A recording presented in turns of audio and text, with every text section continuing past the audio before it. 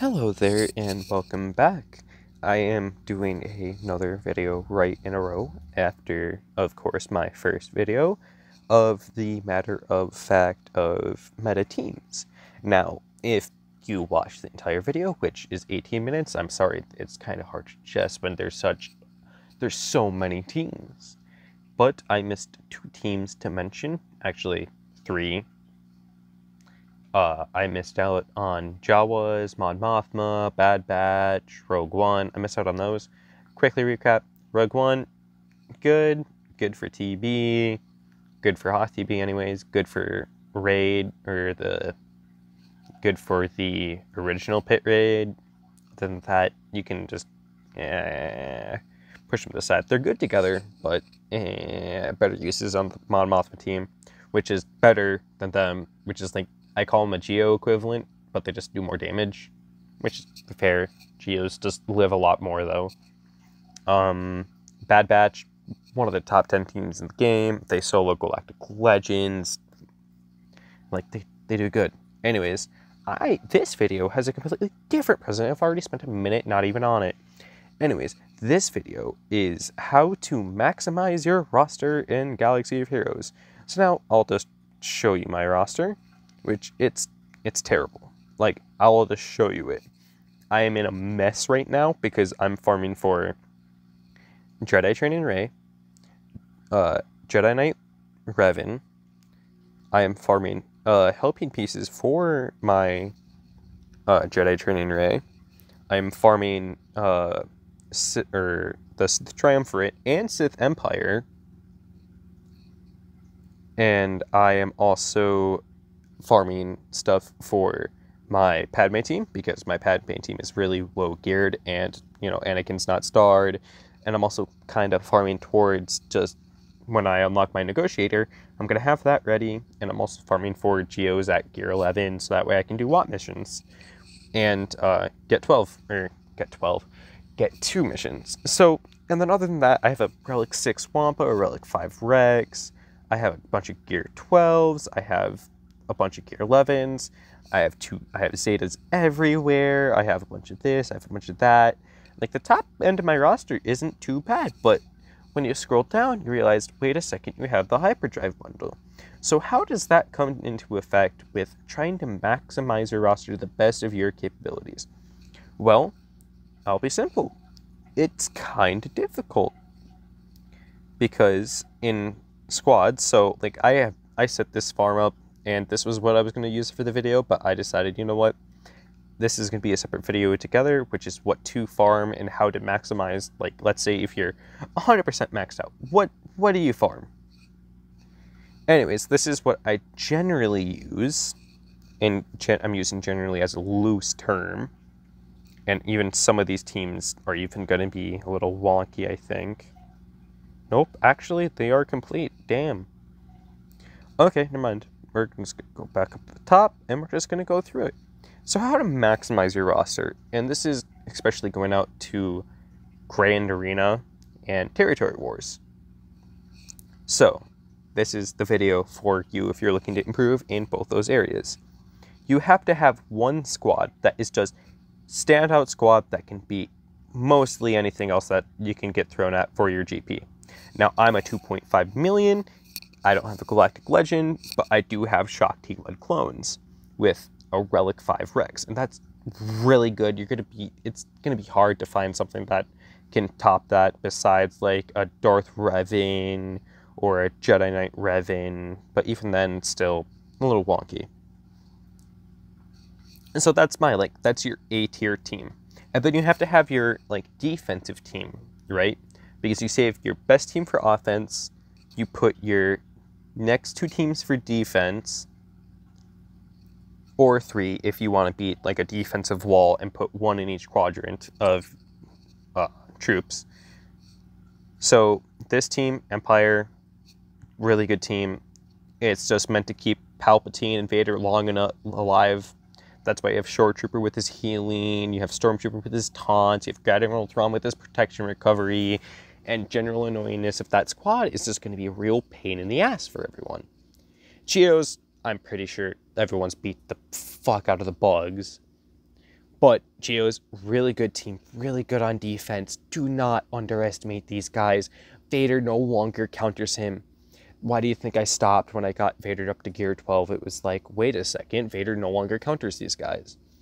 And then I finally, after a doozy of an event where I had to fucking put a 6-dot accuracy arrow on HK during the ghost part of the fight. God, that sucked. The rest of it was easy as hell, but that sucked.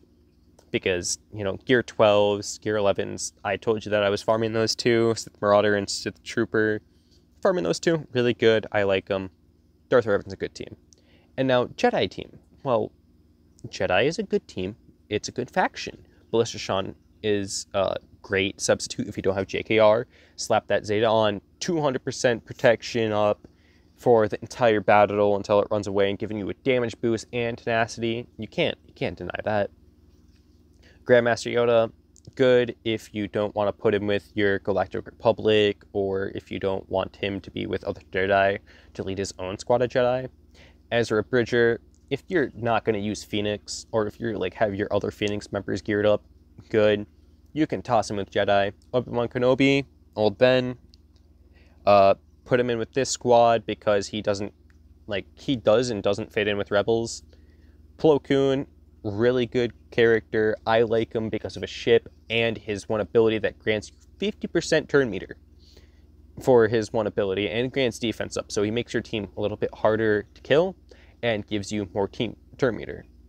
Now, this Bosk team is probably good enough to take on 6-star Chewie, but not 7-star Chewie. I need to add more gear to them, and I'm not worried about my Rebels right now because I should be focused on, you know, more things than I am right now, but I'm already overloaded as it is. Padme, I built this team. I usually have General Kenobi on my Jedi team, but I'm like, wait a second, you put this team in the back wall. What are people going to do against it? Like, Clone Sergeant, have him because he has a ship. Jedi Knight Anakin, Ahsoka Tano, General Kenobi all have ships. They all are great characters to have at high gear levels and high relic levels. Padme is the only iffy one, but that's Padme. She's a different story. But still, really good characters. And then, First Order. People underestimate low gear First Order when they just have the lead on the Zeta. I can't tell you how many times this team is held high. And, in fact, my First Order Executioner, aka Foe or Panda Foe, or Panda Bro, pretty much is the main offense on this team besides Kylo Ren. Kylo Ren unmasked, you just live a lot. If someone tries to go in with a heavy debuff team, it just doesn't work because they just heal it all back. I've seen it where it's just the trio of Kylo Ren unmasked, and First Order Executioner. They just live forever and ever and ever, and no one can take them down.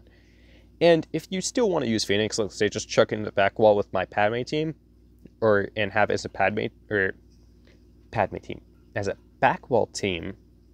Just be careful, watch out, make sure they don't have Wampa, or like something that is really good in a solo scenario. Just make sure that you can use them. You could also save them for offense. They're a good offense team. Now people are like, James, why do you have a Gravis team? And I'm like, well, because I love the droid army. They are a really good faction.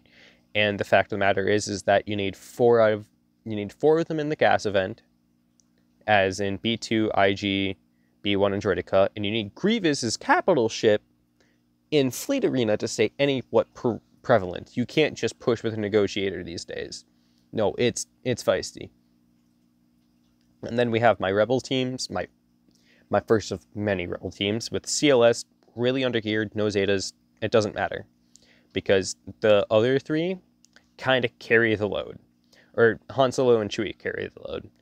Chewie puts down tenacity down, keep Commander Luke Skywalker running, and just spreading defense down, speed down, and just reducing turn meter. Han Solo gives critical damage and reduces turn meter. R2 spreads his stats to everyone else, commits arson. Really good character.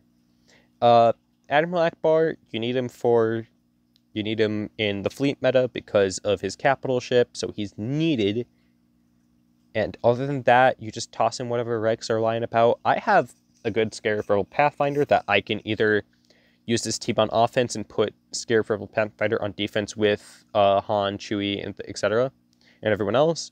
Or I can put him in this team and put this team on defense. And then we have General Veers. This is literally hands down one of the easiest teams to use. Literally, it's a cleanup crew, especially for someone like me, but invest in troopers, people. They are high damage, high offense. They can run circles around anyone, and you don't have to have great speed. Now, I have a second. I actually have more Rebel teams, believe it or not. I have 2 more. Lando lead is like quote unquote bad, but good at the same time. Like, it gives you critical chance and speed. And speed's pretty good. Critical chance is okay, as long as your characters can hit with enough damage. But with the Wigs combo and the Hoth combo, you'll be fine. And believe it or not, I actually got the Get 1 in Hoth Territory War. Or, not Territory War, Territory Battle with these 5, ironically. It was an RG fest, and actually, I did not have Cassie in it. I had Scarif in. So I had, like, 3 tanks, Chirrut doing, like, healing things, and then Jin just making sure everyone stays alive. Night Sisters, I talked about this in my last video, but amazing raid squad, amazing PvE squad. Like, you just want them. And like I said, I'm targeting to go after, JTR. I am targeting to go after him. God damn it. Ray's a robot. Like, okay, let's shut up. So I have to have a supplemental team in the meantime, which with Resistance Hero Finn and Poe, after they get worked on, they are gonna, or until they get worked on and like get Gear 9, Gear 10, Gear 11, okay mods, passable mods, I should say, the vets are going to be in their place. But other than that, it's fine.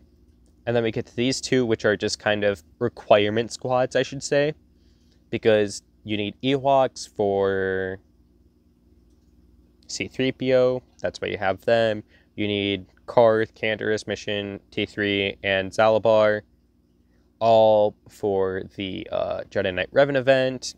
And the reason why I have T3 in there instead of Juhani or someone else is just because it's a neater squad just to have Old Republic and Scoundrels in there.